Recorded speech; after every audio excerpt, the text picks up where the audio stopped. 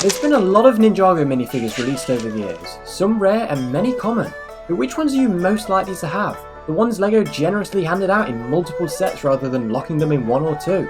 Make sure you smash the subscribe button for more videos like this one, and let's find out who the undisputed king of Ninjago sets is.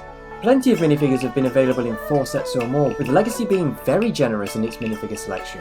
Straight away we've got Garmadon, Nia, Izor and the Ghost showing up in 4 sets. All good figures, with Garmadon being a perfect remake of his 2012 version. The Legacy tournament rows for Jay, Cole and Lloyd were also very easy to get, although they do have versions with Manta on the torso rather than Master. The regular Legacy Lloyd is also in 4 sets, and then 2 more where his torso is reused. It doesn't end there either, you'll see a lot more of Legacy later on in the video. 2015 was a great time to be a Ninjago fan, with minifigures being more than plentiful. Slevin, Chen, Deepstone Cole and Kai, Wu and Gultar too. Okay, Chen was only in 2 2015 sets, but Dave the Departed did help him out. Gultar is a favourite of mine with his creepy skeletal detailing shown beneath his tattered robes, just brilliant. Movie Cole and Movie Wu also got 4 releases, both having variants with arm printing and no arm printing. Then we have a couple of core minifigures, Boneseye and Fractal, the Skullkin from 2011, the Island's Thunderkeeper and finally some Dragon's Rising minifigures. Lloyd, Rapton and Lord Ras have already showed up in 4 sets, with Lloyd and Ras due to appear in magazines later this year, which will bump them up to 5. It seems the days of important figures being locked in 1 or 2 sets may be coming to an end. And here's 2011 Zane, a simple yet brilliant figure and a great start for the Master of Ice. He slid his way into 5 sets, those being his spinner, a polybag, a monastery, skull truck and fire temple. It also came in 2 2012 sets with kendo armor too. The classic suits are absolutely a collection any Ninjago fan needs to complete, and LEGO certainly made it easy to do so. Joining him in 5 sets is the Council of Deepstone J, one of his best suits ever made. And 2016 sets were saturated with Bucko and Squiffy minifigures, the Sky Pirate newbies. Then Digi-Lloyd and Digi-Kai also formed their own armies for gaming. The Vengestone Warrior came in 5 sets, but 6 figures were available as one set had 2. 2014's Nindroid Drone was in 4 sets, with the torso also present on Nindroid. And then we have Movie J showing up with a mask in some sets and here in others.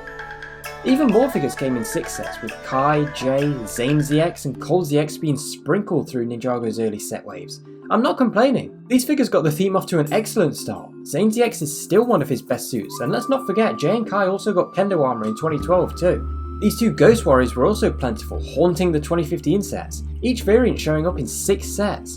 Building a giant ghost army was the easiest thing in the world. Then Prime Empire gave us another ninja army, with Jay popping up all over the set wave. The Murray Guard, better known by the fandom as the Hydro Whipper, was another easy villain to army build, in part thanks to its magazine release. Core's Boa Destructor slithers into this spot too, and gets into 2 more sets with short legs. Core Zane also just as common, and easily the best core suit that LEGO made. The Vengestone Brute and Nindroid Warrior from 2014 got 7 figures released in 6 sets. The Overlord certainly didn't cheap out on his warriors. The Vengestone minifigure is truly spectacular. The transpink limbs, head and armour really help make the figure stand out amongst the crowd, and I love the way the eyes glow in the light. Then there's 6 movie Zanes to fight against 6 movie Garmadons too, one Garmadon getting a cape and another one getting a different hat. Finally, Dragon's Rising Kai blasts onto the scene. If the Winter 2024 set wave is a Dragon's Rising wave, we could be seeing this figure a lot more in the future. If you don't have it yet, don't worry, I'm sure it's going to be around for quite a while. JZX gets himself into 5 sets with his armour and then 2 more without it, complete with his metal arm to block the Fangfire. The 2019 Pyro Destroyer also gets the same treatment, a brilliant mummified snake warrior. Cole brings Legacy back onto the list and it won't be leaving now, with Cole getting another entry thanks to the Cobra mechanic. The Black Wu Crew robe is also in 7 sets, although it's usually with different characters wearing it. Lasha is officially the most common Serpentine figure thanks to Legacy throwing him in a whopping 8 sets. That also makes the Venomari the biggest Serpentine tribe you can collect just by getting every Ninjago set. It's what they deserve for being the best tribe, I guess. Not so great are Core J and Core Nia with their different variants. I mean, Nia isn't so bad, but J, not a fan. Core Lloyd beats those with 9 releases, as does Core Kai. Yeah, Core wasn't around for long, but the figure selection was generous. Magazines helped too. Lloyd is a good figure. Kai, well, he sits with J in that regard. Movie Kai is also just as common, with one having kendo armor and a few sets getting hair instead of a mask. It's decent, but it's not my favourite. Legacy Wu and Zane also joined them, Zane getting versions with a titanium face, yellow face and armour.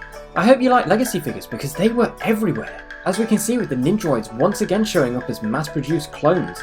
The Legacy Ninjagoid torso and face ended up being released in 10 sets on 14 different figures, so if you want a giant Ninjagoid army, either get yourself a time machine and become a Ninjago fan in 2014, or just head to Bricklink. They aren't rare.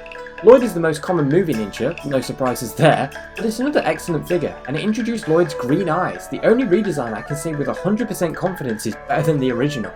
He came in 10 sets as well, but 3 of those had no arm printing unfortunately.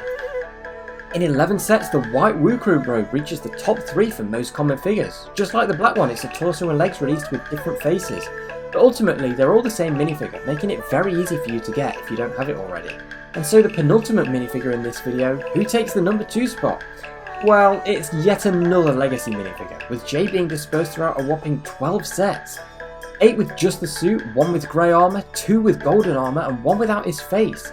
It's not a bad figure honestly, I definitely think it's the best Legacy suit, though whether it needed to be this common is debatable.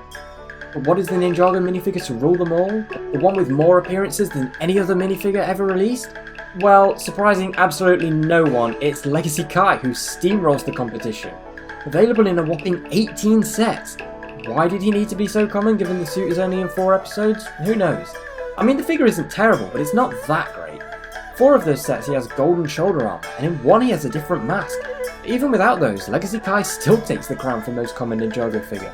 He's been in 4 magazines, 4 4+ sets, a spinner, the Earth Driller, Monastery, Blade Cycle, Monastery Training, Destiny's Bounty, Ninjago City Gardens, the Ultrasonic Raider, the Fire Dragon, and a minifigure pack. How many Legacy Kais do you own? I've only got 5, which is frankly plenty. If you have all 18, then congratulations for being the ultimate Kai fan. Well, I hope you're a Kai fan. It would be unfortunate to be burdened with 18 copies of your least favourite ninja. Comment down below how many of these not so rare minifigures you own, and which ones are your favourites. These figures aren't that valuable thanks to being so common, so you won't have to splash out much to get any that you want. But on the other end of the spectrum, some rare figures can sell for the same price as some big sets. Want to see 20 of the most valuable Ninjago figures? Then click on screen now for my top 20 video from earlier this year. The prices are constantly fluctuating, so it's not going to be 100% accurate, but most of the figures are still on that list now. That's all for this video though. Hope you enjoyed it, and I'll see you again very soon.